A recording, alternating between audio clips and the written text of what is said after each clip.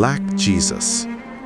Kuna miaka fulani Sumbawanga kulikuwa na vichaa wengi, na pengine hawakuwa wengi kiasi hicho, labda walionekana kuwa wengi kutokana udogo wa mji.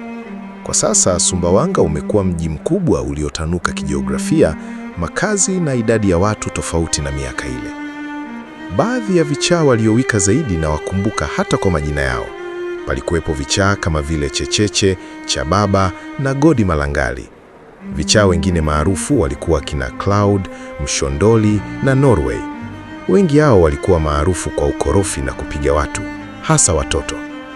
Lakini chizi mwingine maarufu ninayemkumbuka vizuri ni huyu aliyeitwa Black Jesus. Black Jesus alikuwa ni miongoni mwa vichaa waliotamba zaidi mwishoni mwa miaka ya 80 mpaka mwanzoni mwa miaka ya 90. Tofauti na vichaa wengine, Black Jesus alikuwa mpole. Hakuwa na maneno mengi na hakuwahi kupenda ugomvi kabisa. Mara nyingi alisikika akizungumza lugha ya Kiingereza kwa ufasaha ulioshangaza wengi. Kuna watu waliamini kuwa Black Jesus alilogwa. Wengine walidai kuwa aliwahi kuiba vile vikombe vya dhahabu vinavyotumika katika madhabahu za kanisa Katoliki, akapata laana. Kwa ufupi, kila mmoja alisema lake, na hakuna mtu aliyepata kujua kwa yakini asili ya uchizi wake. Kitu kimoja kilichokuwa dhahiri ni lafudhi yake. Lafudhi yake ilionyesha kuwa hakuwa mwenyeji wa Sumbawanga.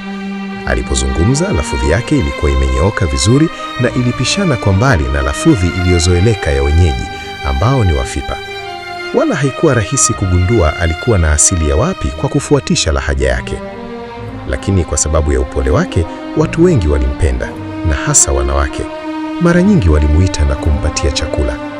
Kama vichaa wengine, uso wake ulikuwa mweusi tii kwa uchafu, nywele zake timtimu muda wote, na kutwa nzima angeonekana akizunguka huku na kule katika eneo la soko kuu.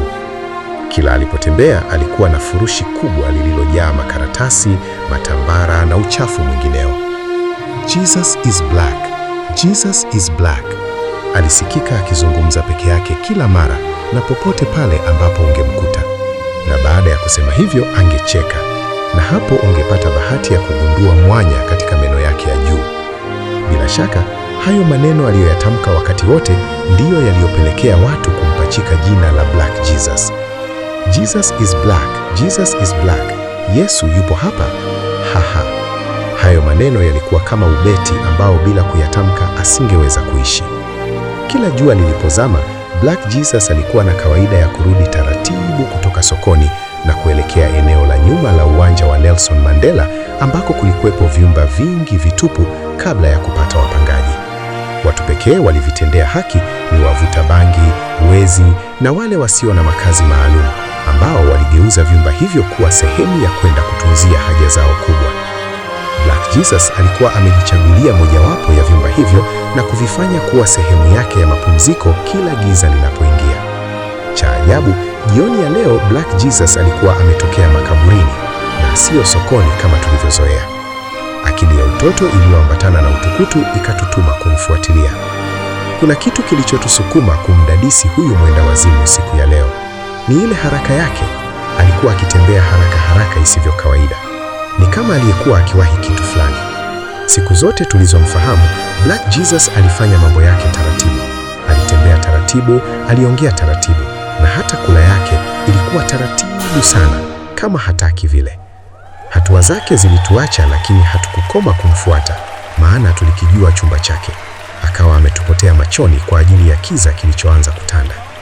Tulitembea taratibu kufuata uelekeo wa chumba chake, na tulipokaribia tulishangaa kumuona akitokea dirishani. Tulistushwa na kulala chini asiweze kutuona.